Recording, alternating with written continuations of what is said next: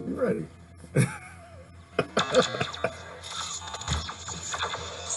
Good morning.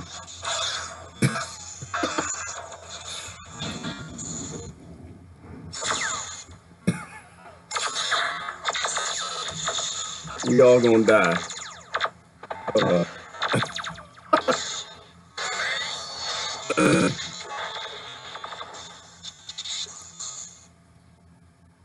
that's the end of the world sounds. Hope everybody's ready for it. It's coming. I give up. I give up, y'all. I think we all gonna die. I do. I do. I don't know. This whole live forever thing, I don't think it's gonna work out. I think we tried. We did the best that we could. I think we all gonna die. All right, I'm almost ready. All right, I can see my YouTube folks. I can see people on Facebook. All right, we gotta get situated. We'll talk about the end of the world. What does this look like? What's the end of the world look like? Because we all gonna die. I give up. Nature says that we are all gonna die, but you can choose what you do before you die. Oh, drink your coffee. Hope y'all got your coffee this morning. Good morning. What day is it? Today is April the 26th, 2018. If you're in my area of the world, we're still alive for the moment. That's for the moment. Any day that could be it. That could be it. But we all gonna die. And then you know what? And they've been telling us this for a long time. Y'all remember back in the late 70s, early 80s, war games, before that, War of the Worlds, and then most recently, the Terminator, and they've been Hollywood. And Hollywood full of some lies. They just make stuff up as they go, but they used to sneak out a lot of information to let us know that putting a species on a planet with limited resources to a degree, and if it can't figure out soon enough that there's always going to be a group that takes over control of the whole thing and all the resources, if they can't figure out that they got to work together to actually learn how to survive on this place, eventually that small group is going to make sure that nobody else is going to make it. So we all going to die. We all going to die. This is what I'm thinking about Wednesday. Where I got into a discussion yesterday, boy. Don't tell the certain people that the money's going away. Don't tell them that. Don't tell them that currency actually has always been human labor. Don't tell them that since the beginning of they gave us these currencies. It's always going to be there. It's just going to be there. Work hard, struggle, save up for your retirement. We're going to take care of you later. We're the elite and we love you. Don't tell people that never really existed. That currency was a construct just to get you to do what cows do. It's a long conversation, but the things that people live on, like the fallacies and the false realities they live in, it's insane. It is perfectly insane. But I laugh a lot though, because it doesn't really bother me. Like it doesn't. I think the majority of civilizations all over this universe, I think most of them don't make it. I do. I believe in this deity thing. Personally, I think it's an alien genetic engineer, but y'all can call it whatever you want to call it. And it goes and flies around the universe and it just starts colonies of life and tells them every now and then to fly back and tell them, y'all all gonna die. You're all gonna die. Because I've been doing this for a while all over the universe. And every time I put down a colony, eventually this currency thing comes up. Revelations. Eventually this doomsday apocalyptic thing comes up. Y'all act dumb, stupid. You fight over the Holy Land and everybody dies. It happens all the time. I've done this on Belmax 7. I've done it in the SETI Alpha Centauri system. I've done it on Phi Beta Gamma Zeta 9. Everywhere I've set up life a million times on these planets with y'all species. And every now and then one makes it, but 99.99% of the time, y'all die because you end up fighting each other instead of fighting who actually controls all the money, the currency, the resources. They convince you that Oh, we're always going to have currency. We're always going to take care of you. And one day the currency disappears. And when it disappears, a lot of bad things happen. I kind of think that we're heading for an apocalypse of immense magnitudes. I don't think we have to. I think we are. But I don't think we have to. We all gonna die. You don't have a choice there.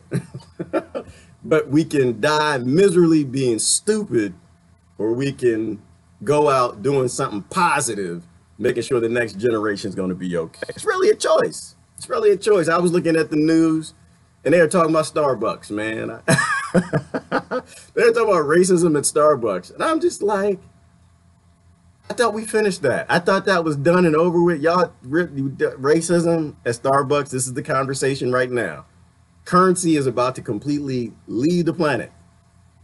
We talking about racism is all right. So anyway, who's here this morning? Let me see who's here. That's what I'm thinking. We all gonna die. I don't think we're gonna live forever. I think you have a moment and they convince you to collect asteroid dust, currency, cars, houses, all this stuff that you can't take with you. And because they got the majority of the human race lost in collecting all of this asteroid dust, that you won't focus on what's most important.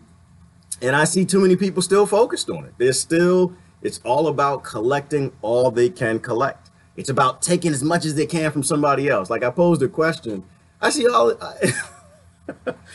still talking about racism. I'm just sitting here like, I'm confused and discombobulated and it doesn't make sense. Big problem, little problem. Monstrous magnitude, what is LEELE, Earth level event problem, little problem. Big problem, little problem. Big problem, little problem. Focus on the big problem. Everybody on the little problem. And I'm just sitting here thinking, okay. So I try to put things into words that kind of make sense. So when I was growing up, I grew up in a mostly African-American community.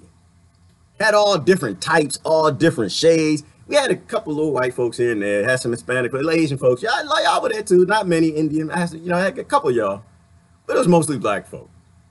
And I sat there, and maybe my friends in Africa actually can relate to this. And maybe my friends in all European type communities can relate to this, and all Hispanic communities. But people will always find something dumb to fight over. Always. The only thing that we have in common is that we're actually people. Skin is not one of those things. It is a fallacy. In the black community, all they did was fight. You had the light skin, the ones with the straight hair, the ones with the green eyes. To the rest of us, to them, the rest of us were dirt. We were worse than anything. They couldn't wait to spend time with people with money of other races before they'd have anything to do with us. Spook, smoke, ghost, dark, charcoal. People will always find something to divide over. And so now, and this is my position with all this racism stuff. I'll tell you, what? The most racist channel on television is Black Entertainment Television. I'm just gonna say that. I'll leave it right there.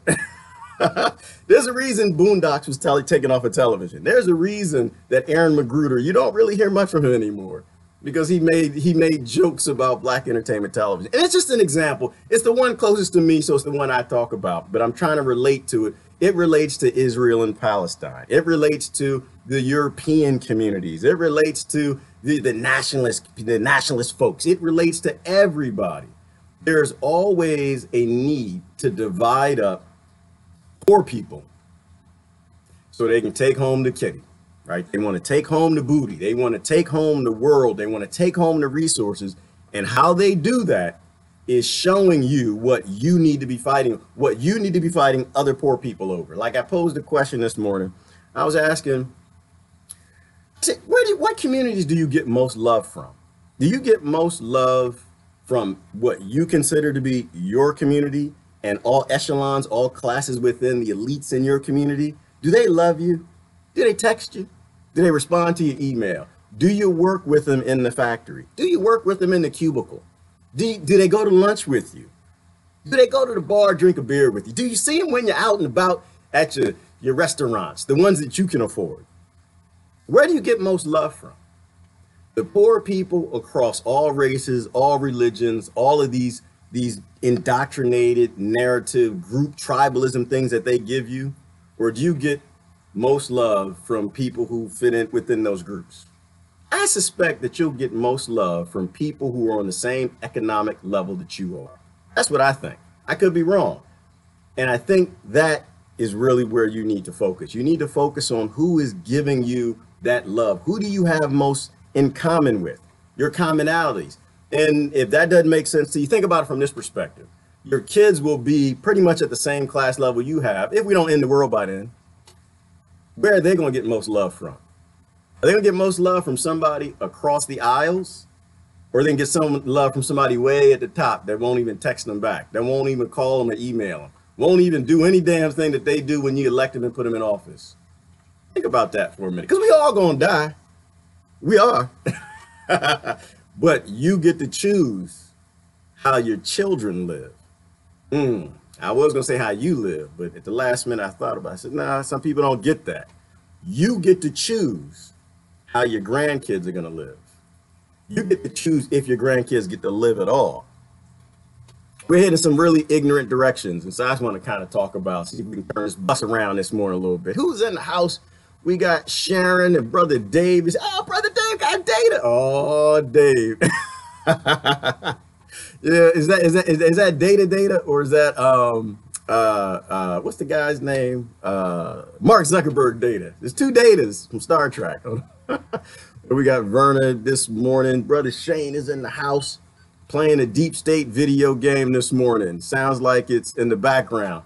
Yeah, but isn't life a deep state video game? Are we not in a video game now?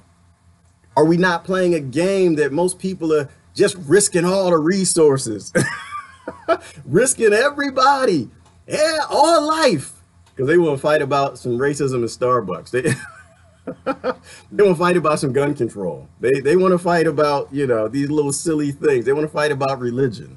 They want to fight about some science. They want to fight about some vaccines. We're about to end. We're about to lose the game, Brother Shane, but they want.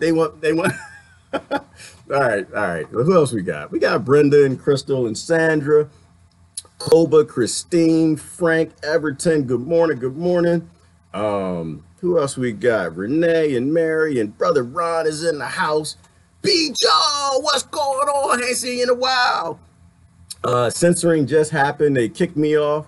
Then I was presented with a post from CBS, but I'm back. Yeah, well, that's how you know, B. Joe. That's how you know that we're getting somewhere, because they're censoring the hell out of people. They are shutting this thing down. The world is coming to an end, and they're getting down. But I think that's a good thing, though. I think it's a great thing that they're censoring, because to me, like, that's an act of desperation. It's an act of desperation that people are actually stepping out and they're trying to shut down voices. I think that's where our hope might be. And we got Sister Lynn in the house, and Brenda, and who else we got? Oh, I'm going down to the bottom. A whole bunch of people in this morning. I'm sorry. Let me get down to the bottom. Zach and Walt. Okay, I can't see it. Can't give a shout out to everybody. Let me get down at the bottom in the comments. All right.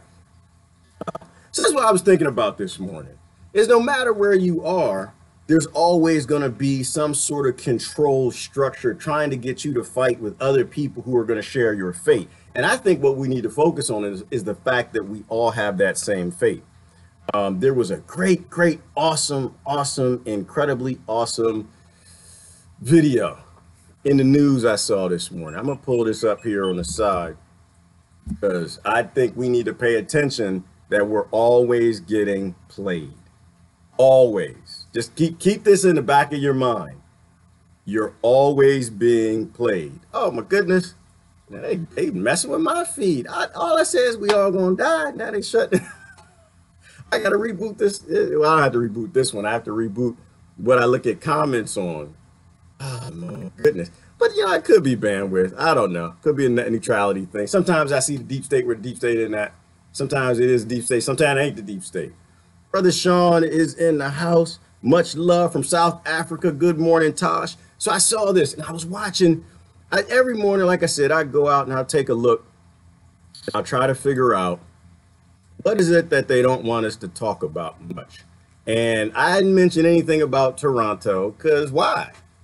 Why? It seems that it's all on the news, it's everywhere. They want everybody to talk about, yell, scream about Toronto. So I don't think I need to. I think it's I think that's a small problem. I don't think that's in the game for the world playing. I don't find that to be significant. I don't.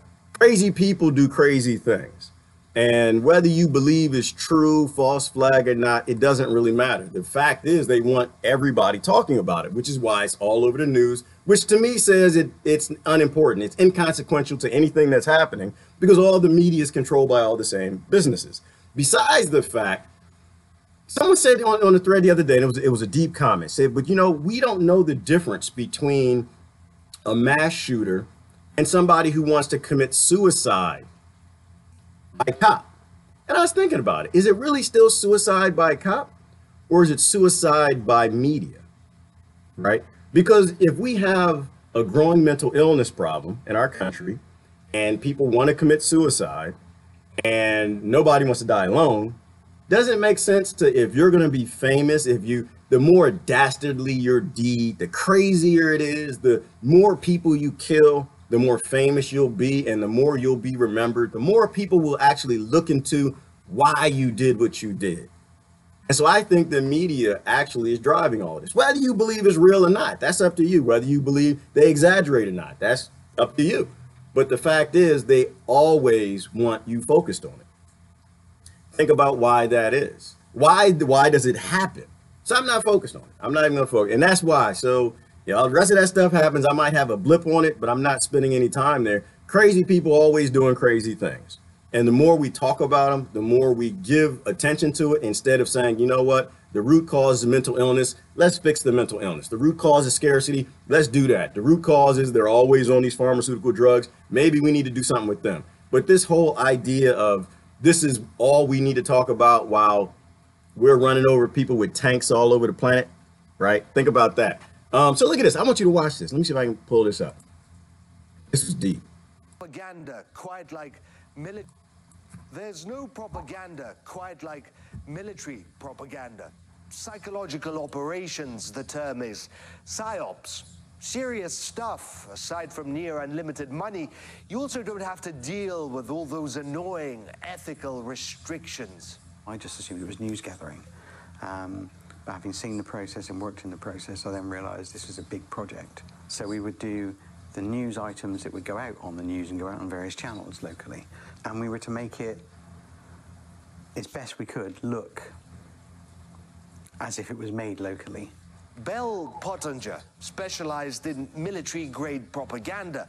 The British PR firm was active in Iraq for years, answering to the US commander there. They did crazy stuff, faked local news reports, smeared Iran, put together Al-Qaeda propaganda videos, planted them in people's homes, and tracked who viewed them. I was asked by my boss, we need to make this style of video, and we've got to use Al-Qaeda's footage and all their propaganda out there to do it. And we're going to track it via Google Analytics.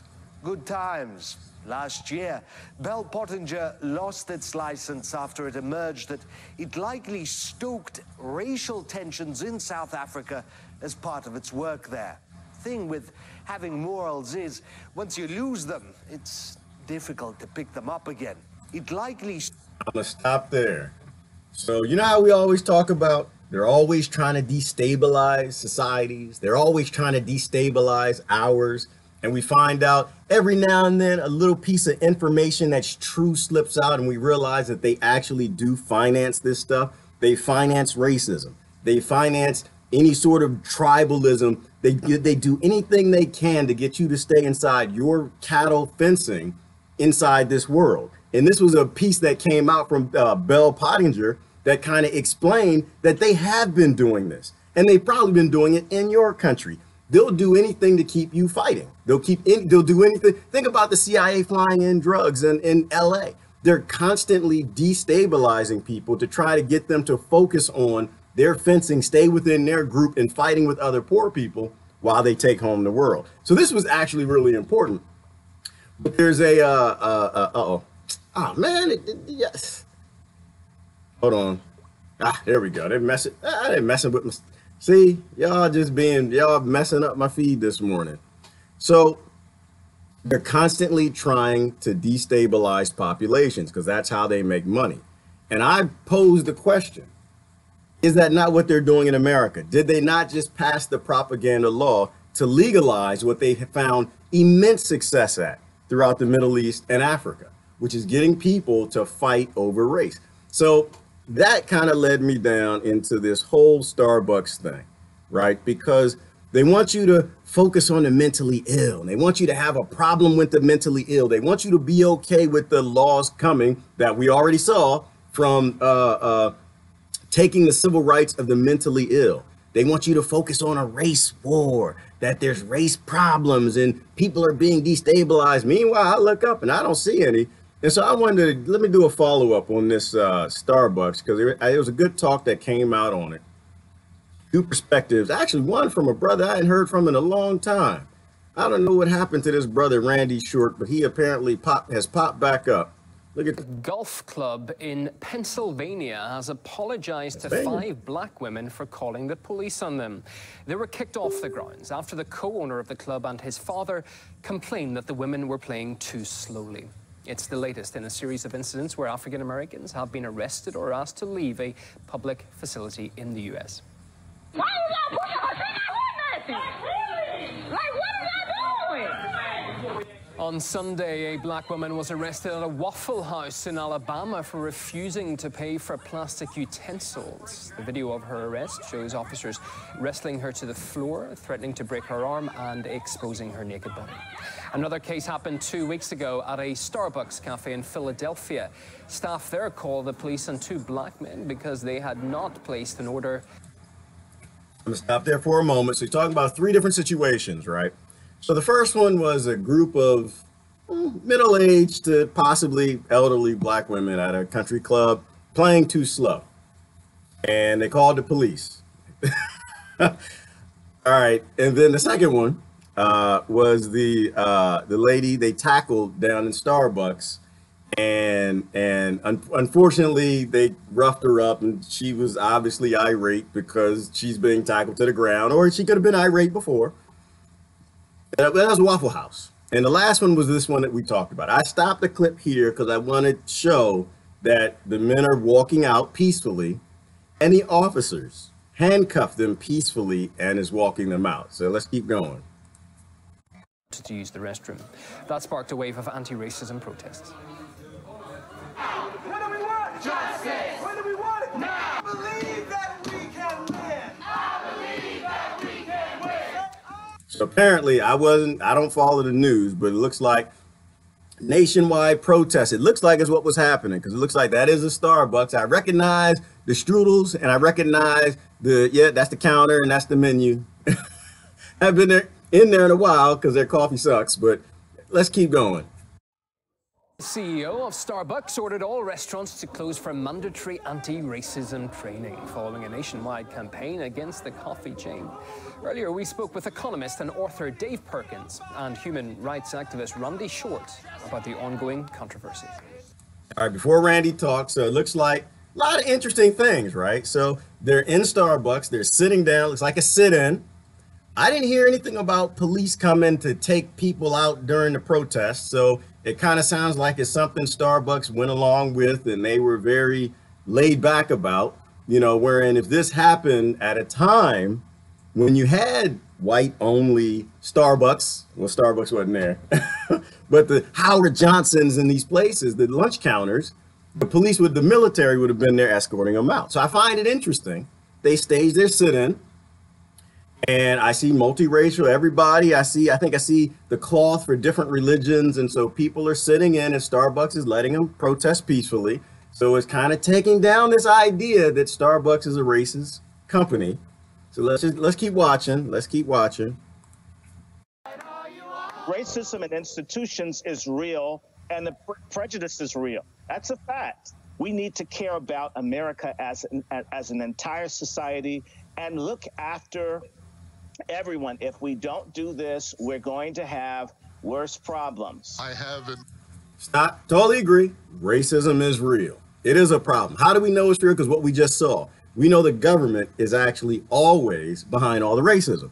If you don't believe me on that, think about it from a colonizer perspective, right? When the colonizers showed up, when the ship showed up at your shore, what did they do?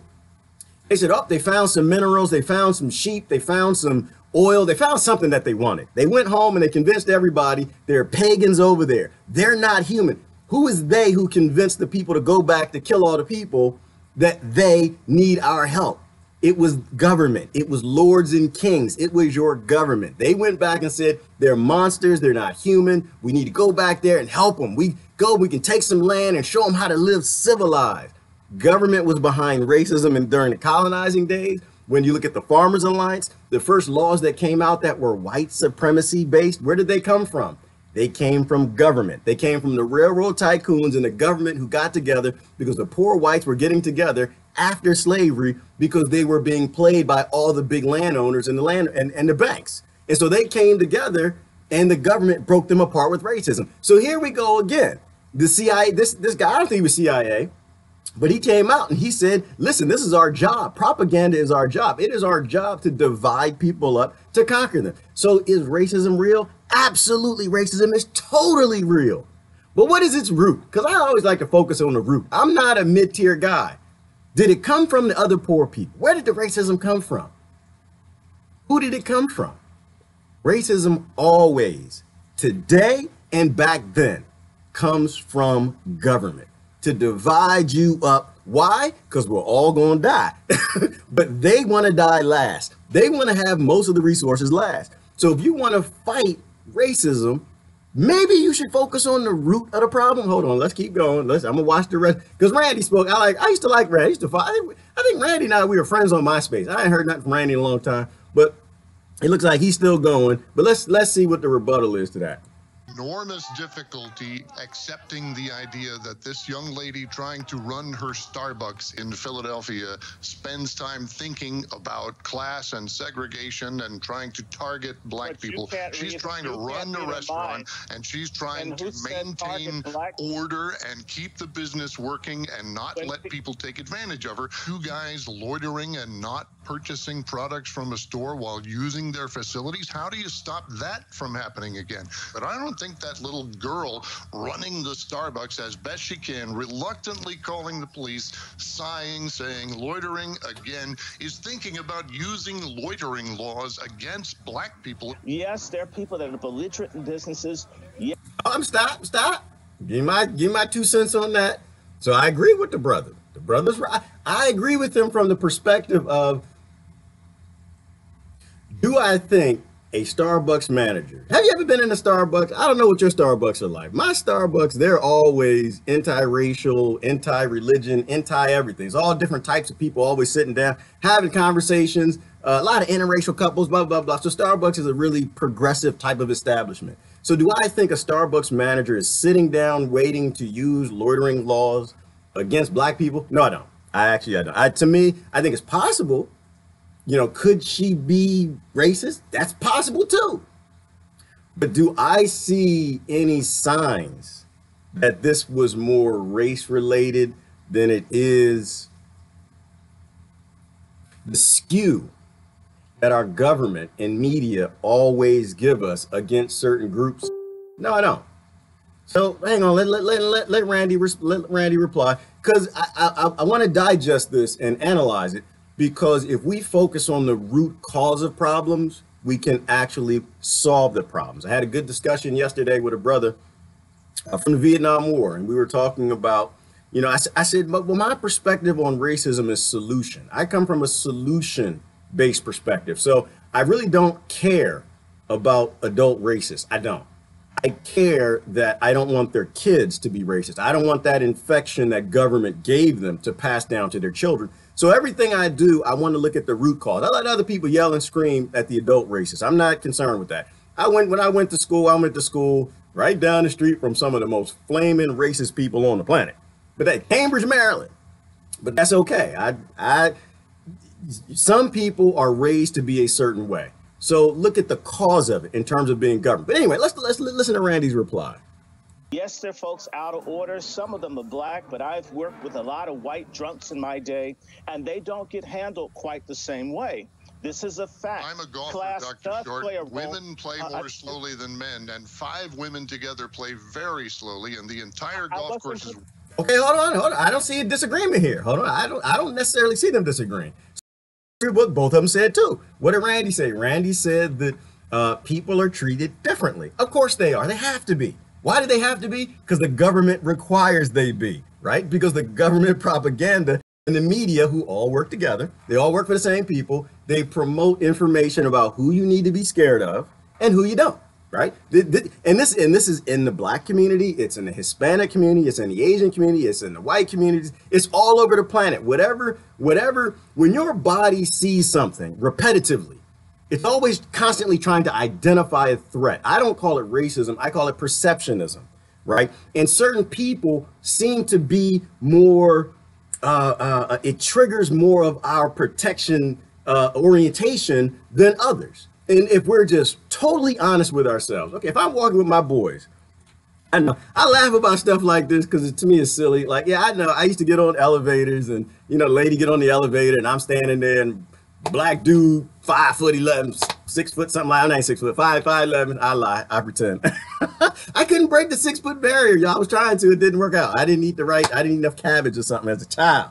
But anyway, I'm on the elevator, I'm standing there, and I get on the elevator, and have I got on the elevator, and the lady take her pocketbook, her bag, take it out and put it on the other side or something? Of course I have.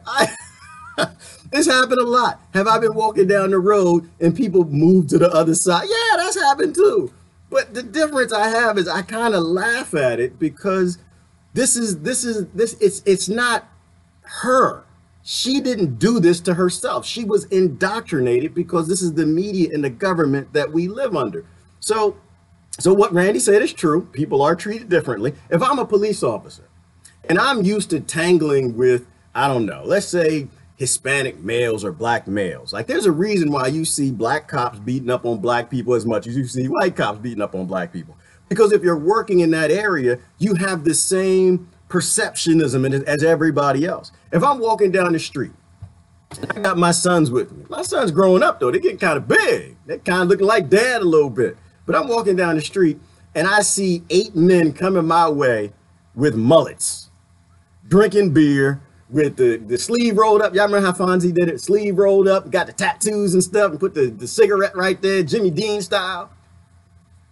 I might cross on the other side of the street. I might. If I see a group of men coming up of any race and they got firearms, I won't cross the street because honestly, it doesn't bother me. But most people will cross the street. Why? Because you have the perception that those people are more violent. You probably don't spend time with those people. And so you have perceptionism and you have racism. If I were walking up the street and I saw a group of 10 men who looked like they were the Bloods or the Crips, I'm going to cross the other side of the street. You can call me racist if you want. I call it don't be stupid. So we have perceptionism. Where does it come from? It's always come from government. So, all right, let's keep going. But then what the other brother said is true too. He said that, you know, on a golf course, older women are going to play slow. I'm going to tell you right now, my mama, everything she does is slow because everything she does is supposed to be slow. So we'll keep going. So is it racist? As of yet, I don't see anything that says it's racist more than it's perceptionist.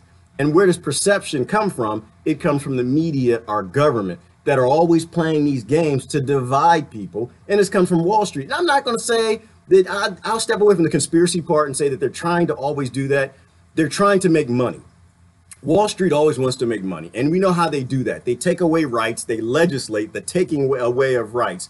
And that's how they make their money. And they do that by dividing people, right? Because Wall Street can't come for our rights unless people are divided. The Bill of Rights stays intact unless people fight each other. You know, you can't have a destabilized country in Africa unless you have tribal warfare happening, right? Somebody's got to make the machetes. Somebody's got to bring in the guns. And so government is always trying to divide people up because Wall Street or a shipper, a robber baron, a banker, there's always some industry trying to make money off of taking people's rights or their minerals, but you can't do that when everybody's happy at peace with each other. All right, let's keep going. I haven't heard anything I disagree with yet. What they both said is true now, but does it apply in this exact situations?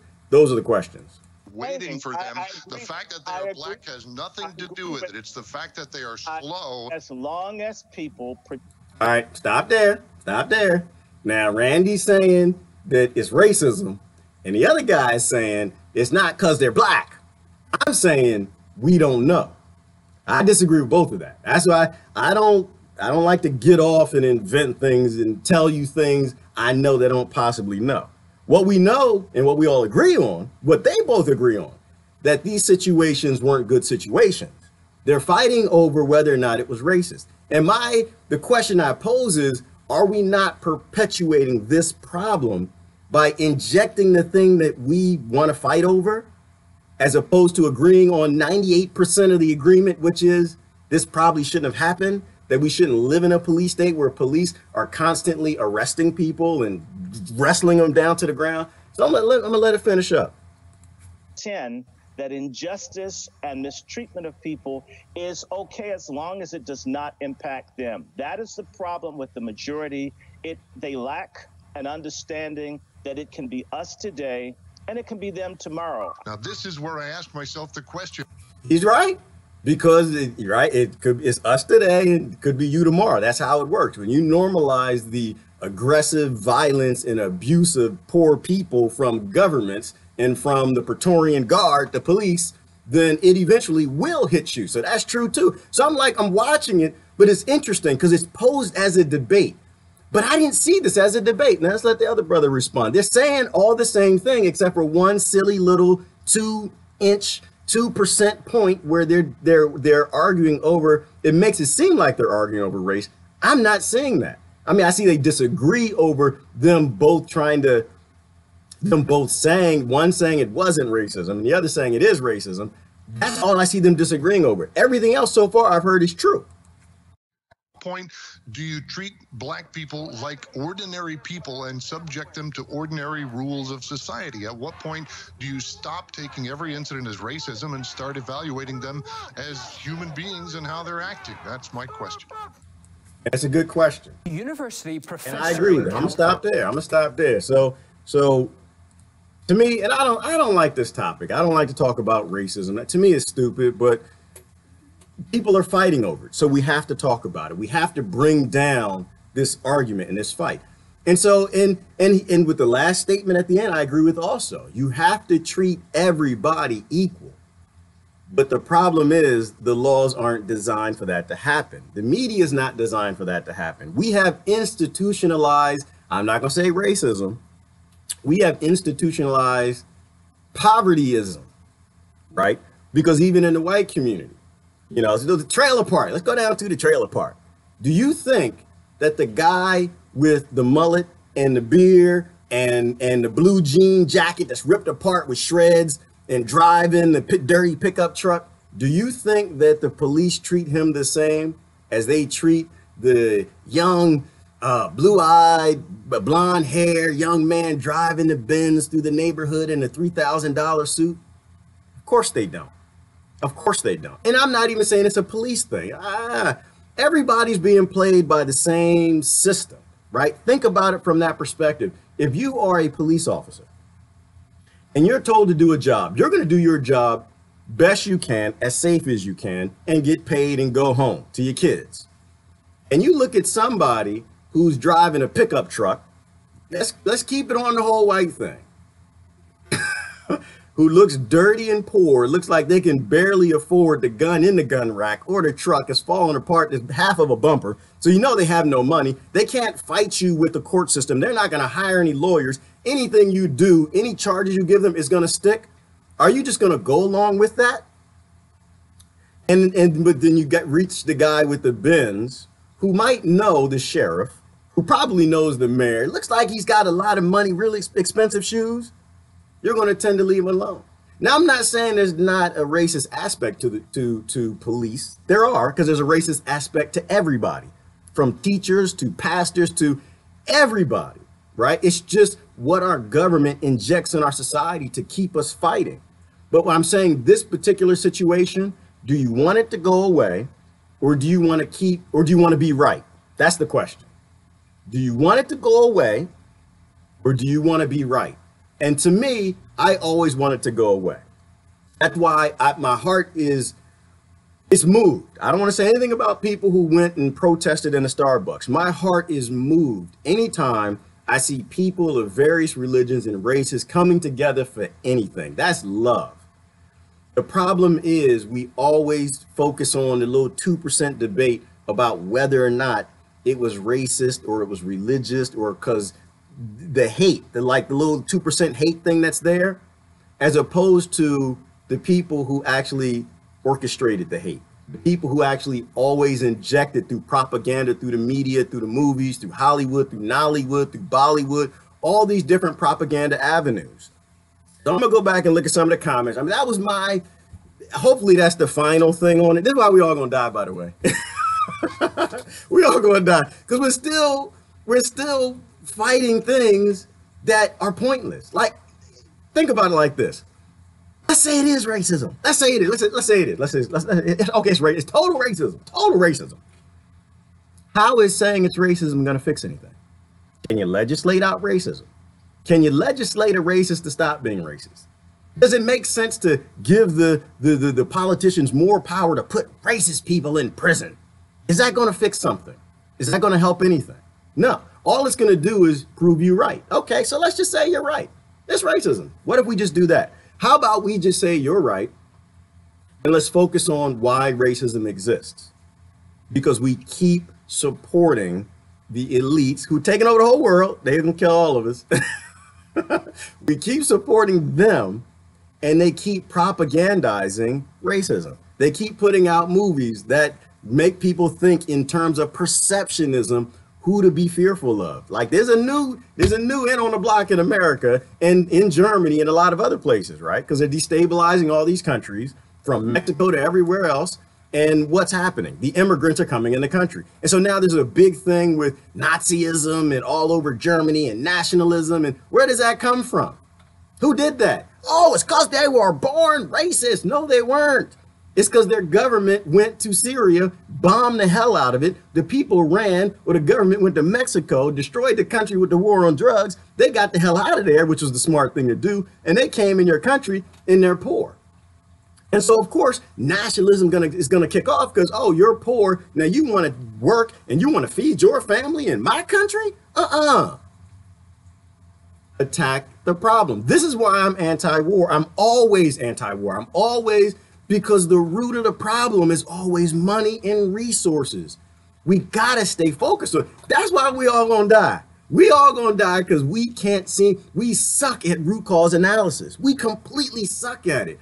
We get carried away in emotional narratives, and we totally support the people who are promoting racism, the people who are making the hate work. If we woke up tomorrow and nobody cared about race anymore, which to me, I kind of laugh at because I don't even think it exists. I think y'all are silly. I do. I think when you look at the genetic level, it doesn't even exist. It's just you got some really dumb rich people from a long time ago looked at you, said, you're Hispanic, you're white, you're black, you're Asian, and because that's what you look like. And that's it. You know, before genetics was even a thing. And here we are 1,000 years later.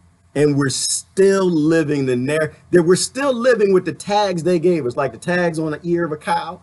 We're still walking around fighting over these tags, this label that these ancient racist 1% people gave us.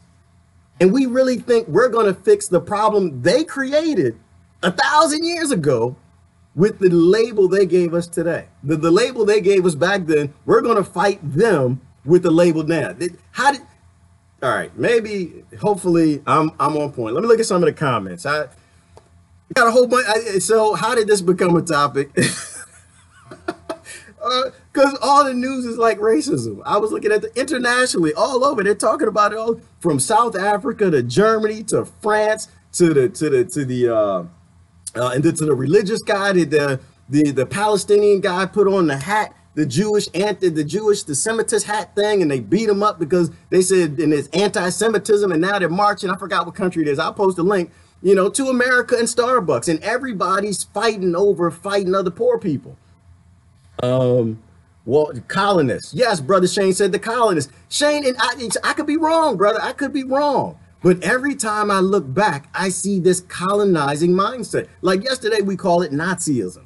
Same thing. It's this concept, like they keep giving it different names, but it's this idea that you can take what somebody else has. And that has infected the world. And so the people who are the victims of the whole world being colonized are actually taking on the evils of their masters. And they want to take from other people. And when you take from other people, all of this stuff rolls into this big psychopathic society. So anyway, that's why I focus on the colonizer. Focus on not having a colonizer mindset. Whether it's baby colonizer or big colonizer, it's the same thing. You can't be a baby colonizer and be okay with the big colonizers because you still got the same psychological mind screw. We are one people. We are 7 billion people. We are one people. United States of Israel. Yeah, Lynn. And, you know, and the funny thing, Lynn, I'm sorry, what's your name? Ellen? Everybody with these names. Ellen. Y'all got it. Y'all messing me up. The United States of Israel. But, you know, I don't even blame Israel. I don't. I blame us. What is Israel's power? Israel's the wrong name. Zionists. What is their power? Their power is we're dividable. And so they're doing whatever they can to get the resources they can. If I were at the top, I'd probably be doing the same thing because I would have all these grand ideas that I'm going to take all the resources, I'm going to automate the food and feed everybody and something. And it's going to fail. It's going to fail because one person can't rule 7 billion people. One person can't rule 240 million people. One person can't rule 30 people because we're not rulable. We're not designed to be ruled. We let wealthy people divide us up and we don't stop that. So they're going to do what they can do. They're going to do what they can get away with. If you went to work tomorrow, you told your boss, you say, hey boss, you know what? I don't feel like working today. I feel kind of sick. And the boss said, you know what? That's okay, Bob. Go on home. I'll get Tim to do your work today. You go home, you're sick, you're feeling bad, go home. I still pay you for the day. You're going to go do it. And I see Israel as the same way. I see the Nazi. I see all of it as the same way. I see the colonizers that you know, if you are given an opportunity to have more doing less, most people will accept it. So I guess that's how I view it. I just don't think that we should be targeting other groups. I think it's a psychological thing. It's a mind screw. I got some psychologist friends. I'll let them put the real word, put the big words out for you. But I think it's some form of control that they give us through all the propaganda in the media to get us to divide up against other people so they can take everything. And we blame them. But the real big problem is us, and it's always in the mirror. Deborah said the homeless that are mentally ill already have no rights. They are just directing us to focus on that instead of the crap they are busy stealing from us, ruining us. Yes. And okay, so Deborah, and that's another good one, the homeless, right? How do they do that? Because when you look at the media, look at the news, you're always saying, oh, this homeless person, this vagabond on the side of the road, he's dirty, smells bad, dangerous. Oh, homeless people rape people. They just, oh, they're mentally ill, not in terms of mentally ill and minded their own business. And, you know, because the world turned on them and they're living on the side of a thing peacefully, but they're mentally ill and they're dangerous. And so we need to put them all in prison. And it's the same thing. It's all of this class stuff, right? I mean, you could be in the ghetto and on welfare or be in the trailer park and be on welfare. And you still look down at the homeless people like, oh, but they're dirty and they're more dangerous than we are. Yeah, the government's got to do something with them. It's this constant getting everyone to divide up against each other instead of doing what we've always done, which is we always used to help each other when the world was trying to kill us. All the wolves and bears and tigers and everything all over the world was trying to kill us. And now I think we need to focus on who's trying to kill us now, because we all gonna die.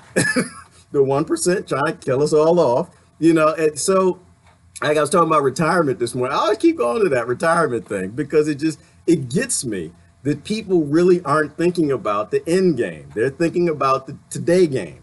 They're doing everything they can. It's like, oh, you know what? I'll turn on my world, but I can't turn on the society now because I almost got my retirement. I got to keep working for this company, keep making the ball bearings for the robots.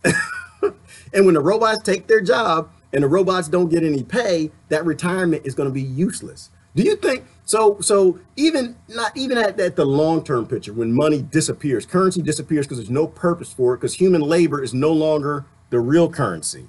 Now robot labor is the upgrade. Robot labor is and robots don't want any money. They don't want any currency. They're just going to do your job. There's no reason for currency to exist. But even before that, you know, in the next 5-10 years, as the currencies adjust, do you think a person with $100 billion who loses, I don't know, 60% of his income, 60% of his wealth in the bank, do you think he cares as much as somebody who has 80,000 or 8,000 in the bank? Do you think it's going to bother them as much? And this is why I'm saying we need to focus on the end game. Look way down the road at how all this dividing people up is going to really screw us all not too far down the road. When you compete to eat, many rationalizations such as racism are needed to justify allowing our neighbors to starve to death while we throw away food. Yes, Kevin, and it's same exact thing. Because starving people, you can get starving people to pretty much do anything you want. Absolutely.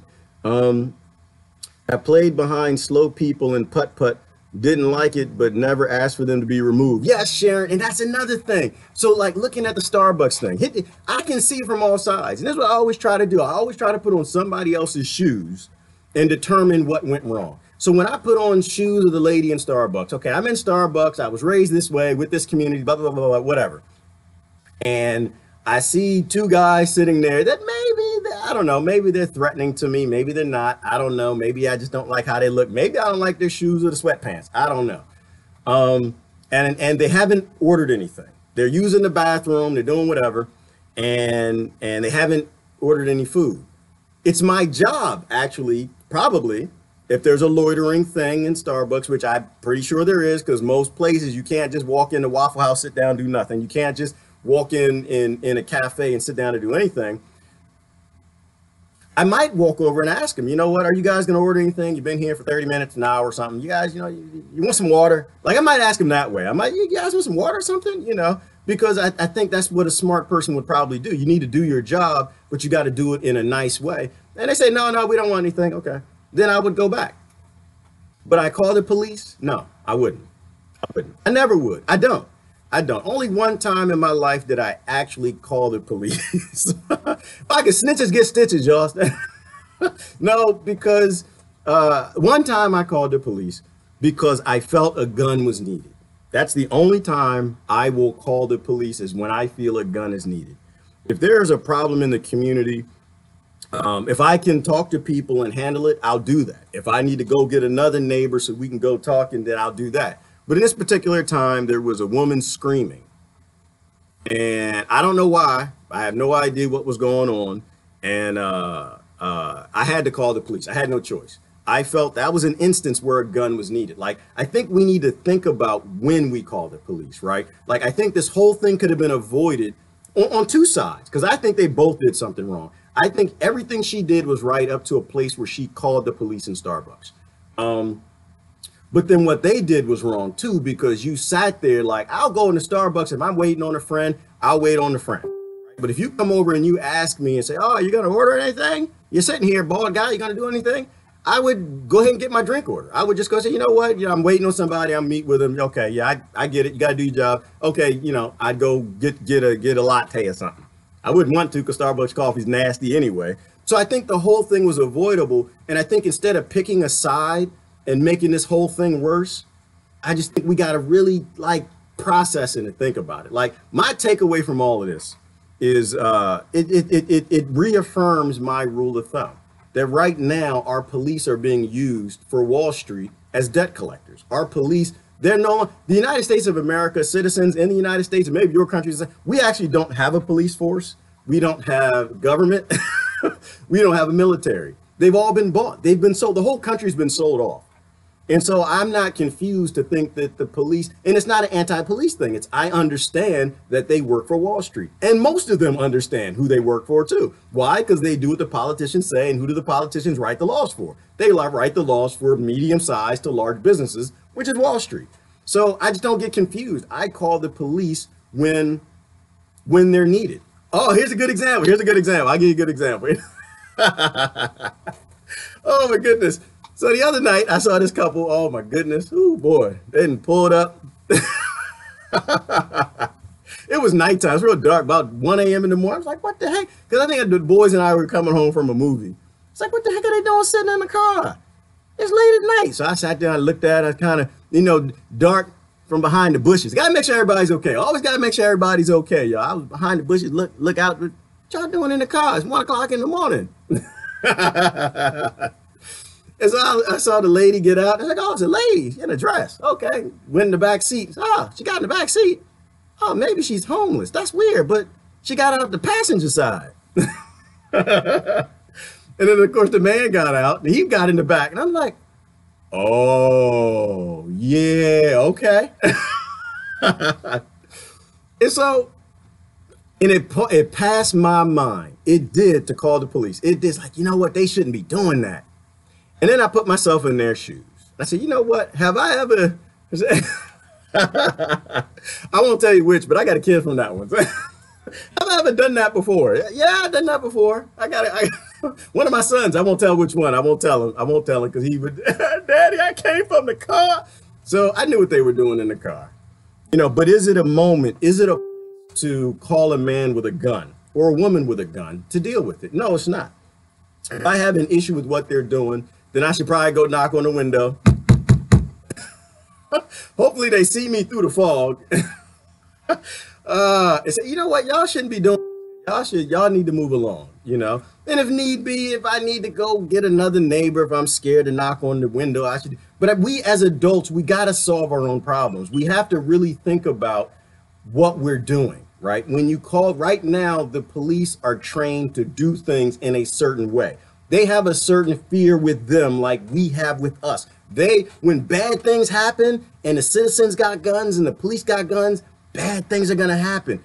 Bad things are going to happen when the lady, so let's do Waffle House. So if the lady's flipping out in Waffle House, I don't know, she's singing, dancing, peeing on the floor, whatever she's doing, I don't know. Am I going to call the police? Well, it might not be my call in Waffle House. It might not be, right? Because I'm doing my job. It's not my establishment. And so I have to lean on the owner. And if the owner says call the police, then okay, protest Waffle House, flip out, whatever. But to me, I don't think it's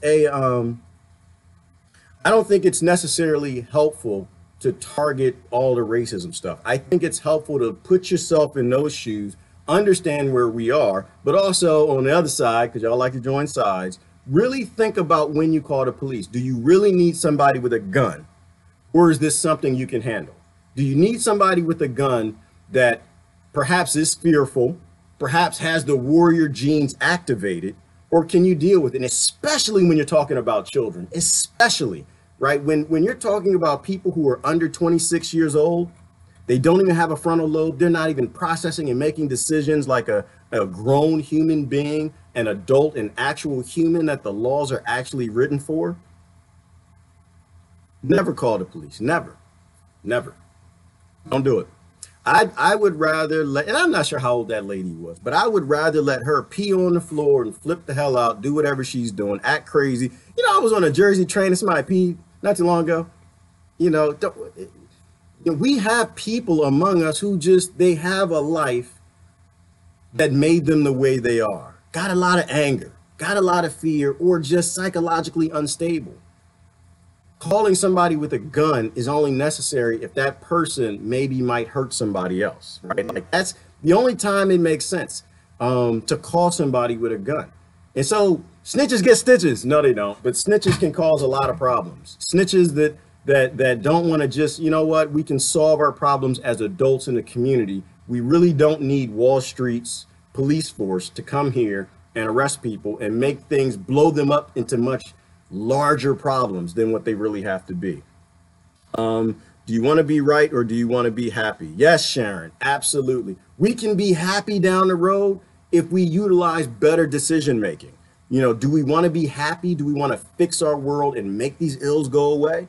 Or do we want to be right? And do we just want to, I told you, you never listened to me, Maureen. I told you at the office, it's always racism. It's just racism. And maybe it is. Maybe it is. But why do you want to be right? Wouldn't it help these kids who are under 26 of all races who are being thrown into prisons every day like hotcakes that are having trouble with Wall Street's police? Doesn't it make more sense to make a stable society for them as opposed to be right to your friends that it actually is something that we can't prove anyway? War started when agriculture started. Resources, yes, brother Glenn. You know what? I think it's Glenn. That's how you pronounce your name. War started when agriculture started, right? When we could hoard things and keep food from other people, and we had to, you know, that's when people started grouping up, because now at that point you could have more than what you could carry. And this is why, like, I break down the world in terms of, I think we're coming into Earth 4.0. I think 1.0, we don't know what it was. The ancient societies, we have no idea who they were. You know, Earth 2.0 was tribal, no, hunter-gatherers. We were hunter-gatherers running all over the planet, largely peaceful because we needed each other. Earth 3.0 was the colonized world where these psychopaths took over the whole world. They shut down cultures, they killed people, they took their land, and they put colonies and borders everywhere, which is why I don't agree with borders. Borders don't actually exist. And 4.0 is what we got to get to. We have to look at all the different errors that we've come through and then build a Earth now, a new society that's not based on taking away other self-determination. And in reality, what is calling the Wall Street police? It's calling them to take away someone else's self-determination. Somebody whose shoes we haven't even walked in. So think about that. Think about that for a minute. Crystal said race doesn't exist, and I'm in your school of camp, Crystal. I do not believe race exists. I think race is a figment of the 1%'s imagination that they give to us to get people to fight. But I don't think borders exist. Like we were talking about racism and nationalism the other day. And I am not a nationalist, I'm a localist. I'm a localist from an economic perspective. I'm not a localist from I'm a group up with these people because I grew up with them or because I live around them. I'm a localist because a sustainable world, a sustainable economy has to be sustainable on the local level, right? So I buy locally as much as I can, I'll sell locally, right? And that's how you build up stable, strong continents, right? But from a nationalistic perspective, I'm not interested in nationalism because, again, that was something that was given to us by colonizers. Why did they give it to us? Because they knew that they could get us to fight over these trade agreements, right? And you still got people, this is why we all gonna die, because you still got people fighting, the trade war is a bad thing. And it's not. The trade war is a wonderful thing. Like, that's what we want. We want billionaires fighting. We don't want them all agreeing and what's going to be sold here and there. I want all the trade wars possible, because when you have a trade war, it builds up small local economies. And that's when we have a strength as a planet. National security is about, I don't like that word, continent security is all about all the other continents being stable and strong and sustainable locally. So I'm a localist. They believe they are the moral good. Yeah, Ty, they do, which is why I don't even, and I'm not against the elite. I think that they were given the crap they were given. They were given that lifestyle, and it's psychopathic, but attacking them isn't going to do it. Isn't going to change anything, because you kill that elite, what's going to happen? They can put the next one in, Oh, you know what? That took me somewhere. I do want to show you something else. That took me somewhere. Look at this, right? Look what this professor said. I want to get your take on this one. Look at this. Well, digital marketing is— Oh man, they love that commercial. Why they keep? Because everyone's on this racism thing. Now look at this. Look at this. And this scares me. This really scares the hell out of me. Look what this professor said. California has sparked outrage after she posted a number of tweets celebrating the death of former First Lady Barbara Bush. In one post, Randy Gerard referred to Mrs. Bush as a smart and amazing racist who raised a war criminal. That was apparently a reference to her son, former US President George W. Bush. Gerard went on to call Barbara Bush a witch. The professor is no stranger to controversy. In previous comments, she tried to justify aircraft hijackers and advocated the use of violence. Resistance fighters in the 60s and 70s, they didn't kill anyone, but they scared the shit out of people. You know, they would hijack a plane and be like, we're not gonna hurt anyone on this plane. Like, why is Spencer's house still standing? I don't understand. Like, it needs to be broken into. People need to throw grenades into it. I'm gonna stop there. All right, so the other and the other side of it is giving children anger too. It's making them violent. So I'm not. Again, I appreciate the people who really care about everything that's going on. But when you're a professor and you're speaking to people who aren't 26 yet, who don't have frontal lobes yet, who struggle with decision making, and you start telling them they need to be acting and throwing, I'm gonna show you the whole thing. Hold on. I'm gonna show you the rest of his. Hold on. Fresno State University, where Gerard works, described her tweets as insensitive and embarrassing, though it concluded that the professor was acting in a private capacity and that no disciplinary action would be taken. And there are many who believe the current climate on many campuses in the US and beyond is an unhealthy one. If a professor who's on the right or even central had said anything of the sort about Obama, his family, or any other, Democratic president or any other family member, if they said anything much less terrible, they would have been excoriated. It's a complete double standard. The rules do not apply equally. Very rarely do you see a left-leaning professor, academic, public figure be censored. You never see right-wing people or centrists or libertarians or anything like that ever trying to shut down these people. Right. So I agree with that. I agree with that. Right. There are all different types of prejudices. Right. And again, we're given these prejudices. But the problem is when you are in a official capacity, when you are teaching children. Now, she wasn't in any capacity. Right. And she was in her free time. I believe in free speech. Say whatever you want to say. But the danger is you're giving kids violent ideas. Right. How can you say you want to help this community and you're giving the children in that community violent ideas that will land them in prison or get them killed?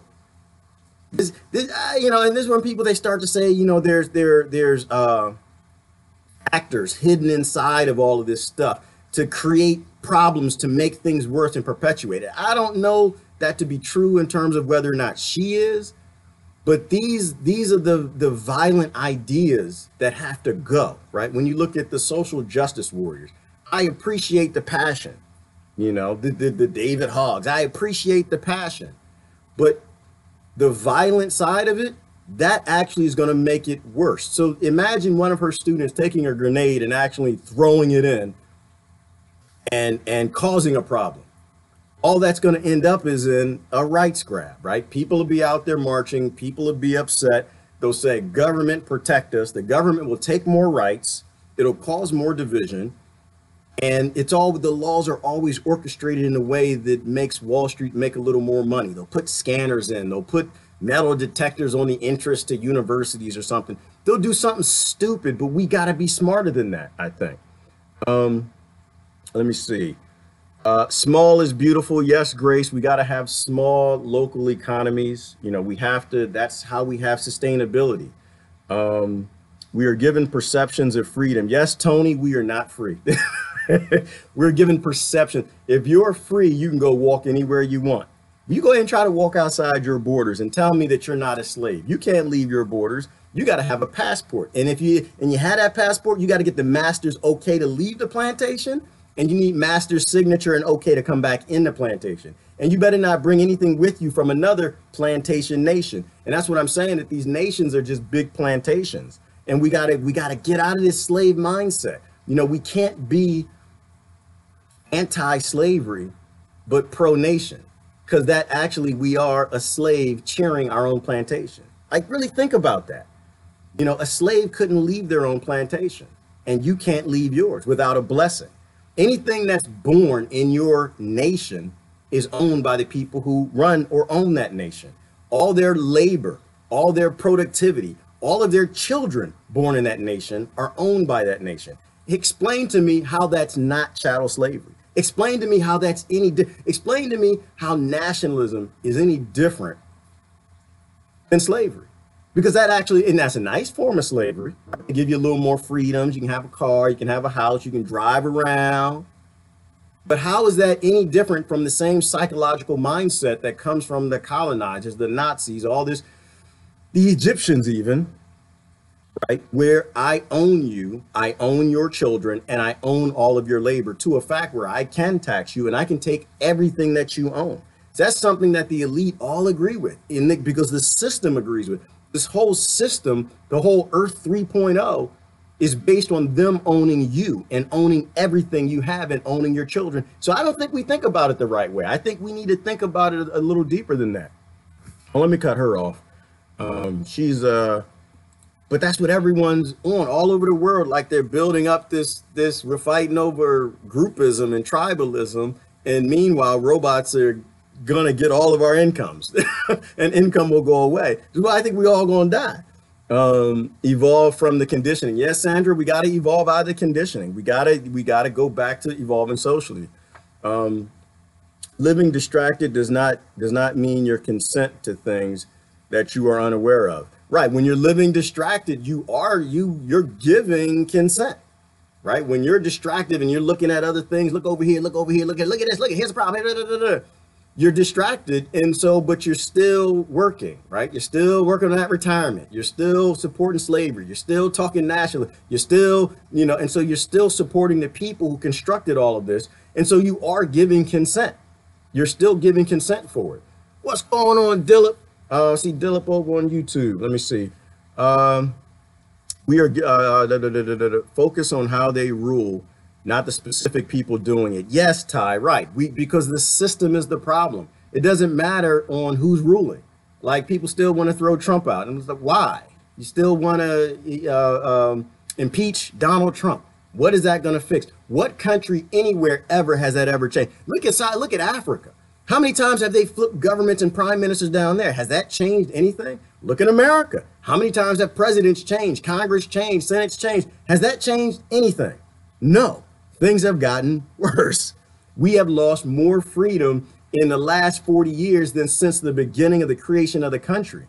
So changing people isn't doing anything. Changing the party isn't doing anything because it's not supposed to do anything, because it's the system that's broken, not the people. The people are indoctrinated. So Ty, thank you. Starbucks is not a thing. It's not a thing. We got to stop focusing on unimportant issues. This whole racism and tribalism thing, that's not important. It's not. It never was, because the people who told you it was important are the same people who are keeping you where you are. I've known quite a few who worked to retire and died shortly after retiring. Yes, Sandra, and that was even in a broken system. I mean, that was in a fixed system. That was in a system where you didn't have robots taking all the jobs, right? We're coming to a whole new undiscovered country, working on that retirement in support of slavery and nationalism and colonization instead of working to change it, right? And that's what we have to talk about, work on changing it. We have to bring the system down. We do. We have to bring it down so we can construct something in its place that is a paradigm shift, a 4.0 Earth. If it comes down on its own, they have a chance to construct it, reconstruct it, because I don't think it's coming down on its own. I think they're bringing it down because they have something new to give us. And it's either we go to live in the stacks or we just go away. Exactly. The words, personalities, distractions, look at their actions and find the root. Absolutely, brother Shane, Kathy, welcome. People don't even know that the people don't even know that the Federal Reserve and the IRS are even part of the government. They are private corporations who answer to no one. Yes, Kathy, and that's good information. People need to know what the Fed is. They need to know what the IRS is. They need to know that these are private agencies. because they're not government, because government has nothing to do with the control of the resources. Government is just a tool to control us. They're a tool to go put new fencing up and keep the fencing on the human farm in place and keep people supporting the fence and thinking about the fence, and that the borders are a good idea and races are a real construct and religions and groups and we got to fight each other. And so government's just a tool. But when you start to look at the resources and the money, they're actually controlled by the private organizations, and they're owned by the people who actually own all of this, the people who own nations. Brother Kevin said, I'm an earthist. Yes, you are. But Kevin, you've seen a lot. Brother, you're in South Africa. You've seen all different angles of a lot of this. So you have more of a wide-ranging perspective that a lot of people who are been locked into their fences in very wealthy countries don't see. Why are we still even discussing Starbucks? Well, Glenn, because it's there. It's there. They keep going back to it. To me, though, it's important to digest it. I want to digest it and put it back out there. So me personally, I wanted to say it because people are still talking racism, and we got to get them to stop talking racism. Pick your battles. Absolutely. And why do we talk about the other reason? It's because the media constantly puts it out there, because they're constantly trying to reinforce racism, racism, racism, racism. You know, white privilege, white privilege, white. Like they want to keep putting this stuff out because it pushes people extremely to their fences. And so if we don't actually explain what's going on, the emotions heighten. You know, and the next rally gets planned. The next, you know, get a sign, write something offensive on it. Best thing that you can, get out there and march and protest. And all it's doing is feeding into the division. So we have to, I feel that we have to continue to remind people that these are schemes to perpetuate the problem that needs to go away. The IRS is a private corporation. Okay, you guys talking about the IRS. Don't talk about them too loud when they show up. That's when problems start. We would need some adults in order to act like adults. Anyone with a brain knows you can't call the police, or you don't call the police. Even white girls get shot, when they call the cops. Ooh, only elitist people can gain from calling the police. Ooh, Sharistan, you didn't put that out there, didn't you? Y'all remember that? When the police showed up and they shot the white girl at her house. I think she was at her house, and they got that on film. Again, it's elitism, right? But it's this elitist mindset, because you have really poor people who are psychologically confused, and a lot of the middle class who think that they're elitist and they follow the elitist rules. What am I supposed to do? I see something, I'm supposed to say something. No, you're not. You see something, you're supposed to go work with the something, try to fix the something, solve the something. You're not supposed to say something, because the more you do this and the more you invoke it, of course, the more it's a budgetary thing too, right? The more you call the police, the more police they need, the more they hire, the more. And so makes perfectly good sense. I love the diversity in humans. Yes, brother Mark, the diversity is where our power comes from. Kimberly says she's stupid. Yeah, she is. She did, but so were they, right? They're both dumb. They both didn't do the right thing. You know, we need to think out. But I think what happens is people get emotional, right? I'm sure they got emotional because they were asked to leave, and I'm sure she was emotional because she was scared, or, you know, trying to do her job, scared of, you got to make her money, got to keep her job, blah, blah, blah, blah, blah. You know, so I think that we do stupid things, but our system, it almost requires us to be stupid. It trains us and indoctrinates us to do stupid things that are in support of this system, right? Fight the power is fighting. I'm not going to get out this chair. No, that's not fighting the power. You got to be smart. This is chess, not checkers. I taught at university for 30 years. There are many stupid people with PhDs. Kimberly, don't get me started. I think stupidity starts at PhD, but that's a whole nother discussion. The system is designed to distract. Yes, Brother Shane, it does a phenomenal job of it. We have a moral responsibility to pay attention. We have a moral and an ethical responsibility to not just our neighbors, ourselves, and our family members who are alive, but the next generation that's coming. Let me get down through the comments, and I'm gonna run out of here. G, you could have told me earlier. What could I have told you earlier, Verna? I don't know what I said.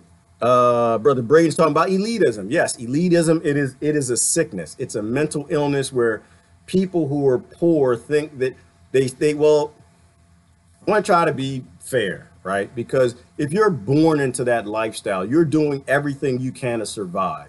So it's the people on the lower echelons. It's like, to me, I'll never blame a child for being a child, right? A child is under 26. A child doesn't even have a frontal lobe. And I never blame a child for doing childish things.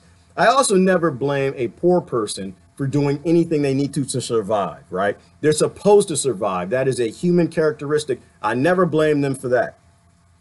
I tend to blame those of us who are doing well. Those of us who are probably upper, lower class, middle class, and upper class, because we know better. We have the time to look into these things. We have the time and we have the ability and the power and the resources to bring about changes to help the people who are voiceless across the bar, not just from a race perspective or religion or national or community, but across the board. And so I always put the blame on us. I always feel that when I say we fix our problems in the mirror, I'm actually not talking about poor people. I'm actually not talking about the lower class, and I'm not talking about anybody under 26. I'm talking about us who know better, right? Nobody under 26 should be in any prison anywhere, right? If you are under 26 and you've done a crime, a human crime, you're not even human yet. You shouldn't even be in there. Or if it happened when you were that age, you shouldn't even be in there. Like I'm not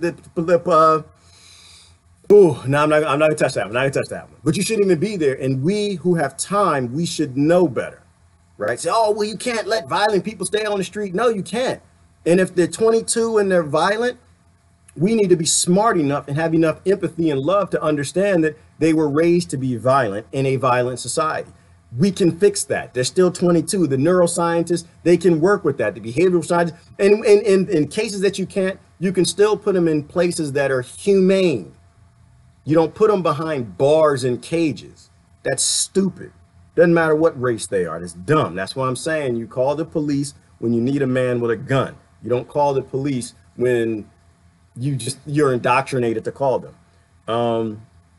So I make excuses for the lower class and kids every day. I don't blame them for anything, because if we were in their situation, we would do the same exact thing they were doing. It's us who need to know better. Pay to play, P to play. Grace, what are you talking about? Pay to play, to P play, to fill in the blank. Wait a minute. Pay to play, to P pay, to fill in the blank. Grace, you lost me, girl. I don't know where you're going. Got pee, girl. You drink too much coffee. I don't know where you're going with that one. The blind consent of dismissing dysfunctional of the permanent state and overstating that of the poor. Brother Shane, always spot on. Blind consent. PhD equals piled high and deep. Go ahead, Ann. Go ahead with your bad self. Piled high and deep. Piled high and deep and deeply indoctrinated to embrace this system to build up their retirement because they love slavery. I know it's wrong. People with PhDs getting pissed off. No, I'm not doing that. I'm just saying that if you got a PhD and you are capable of philosophy, you are capable of higher levels of theory, you actually should be one of the main people who is against the sick colonized system that runs this planet.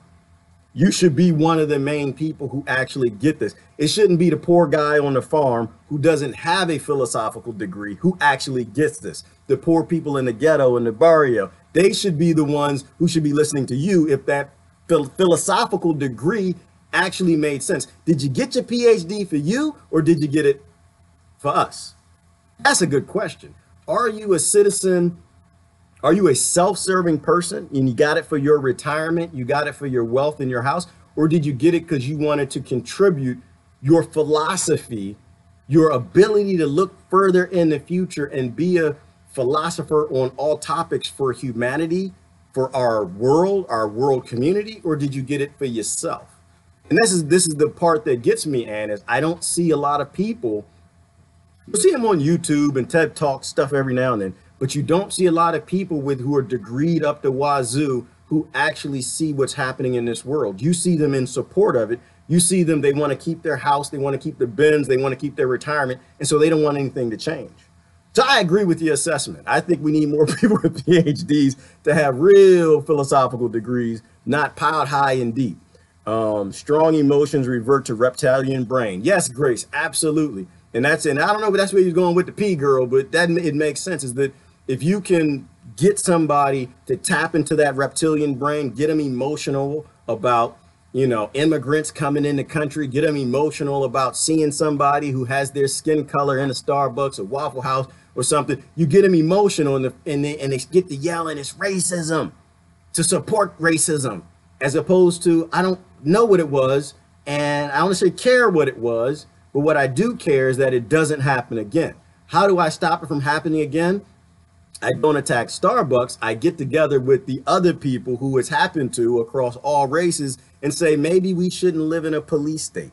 Maybe I need to stop voting for the politicians who are rolling out a police state. Maybe I need to protest the ones who require police to arrest people when they show up at establishments, as opposed to just escorting them home. Y'all remember the damn police used to take you home? Police used to follow you home. They were so sweet and nice. No, they weren't completely sweet and nice, but I do remember the times doing stuff I wasn't supposed to do. And but you get pulled over by the right officer, and he'd escort you home, follow you home. You know, they used to do that. We can have that again. But we got to stop fighting people who have nothing to do with the system and its creation. Let me see. Brother Kevin said, to successfully take back our futures, we all need to become self-sustainable. Stop buying products that you don't need. Spot on. As always, Kevin, when sustainable people are strong people. Weak people are the people who need their infrastructure and their government. Don't be weak. Weak people can be told what to do. Weak people can be encouraged to do these dumb things and support this system. Strong people, they just need their neighbors. They just need a few friends around them. I mean, we are a community, and that's what I said, being a localist, you know, you do need others, but you don't need the elite colonizers that constructed all of this nonsense. Walk towards being sustainable. Walk towards growing some of your own food. Walk towards, you know, how to take care of your family so you can stand up like a man or stand up like a woman and say, no, I'm not going to support that, because you can't scare me with taking this away. You can't scare me with taking medicine away. You can't scare me with losing this infrastructure, because I can take care of myself. All right. That's it. That's all I got. Let me see. Last comment goes to whose goes to? No, YouTube is going to go to Deborah. Guess what, Gerard? The human brain continues to change throughout life. I think, the human brain continues to change throughout life. I have a link about it someplace. Never give up, even if the person is over 26. Love people and find a way to connect them to use in a meaningful, to them manner, and we fix the world. Maybe a few cannot be reached. That is sad, but right now, no one even realizes the causes of these things, and that is part of the system. Amen, sister. You brought it home in so many ways. That could have started a whole nother discussion. But the human brain never stops changing. It's always changing. Through epigenetics, your whole body, your DNA, everything is constantly changing and adapting to your environment, which is the amazing thing about us. If we actually fix our environments, if we actually fix our world, our societies, and we bring about this time of abundance, the violent people go away. The warrior gene gets turned off. Aggression goes down. Fear goes down. Empathy goes up. Love goes up. Compassion goes up. And if we can actually do that, we'll build a world 4.0 and stop being indoctrinated to embrace it. Just keep this in mind, y'all. We all gonna die. We are all gonna die. But we all aren't going to live to be a positive influence on the next generation if we don't grow up and act like adults. Love y'all to death. Y'all have a good Wednesday. See you soon.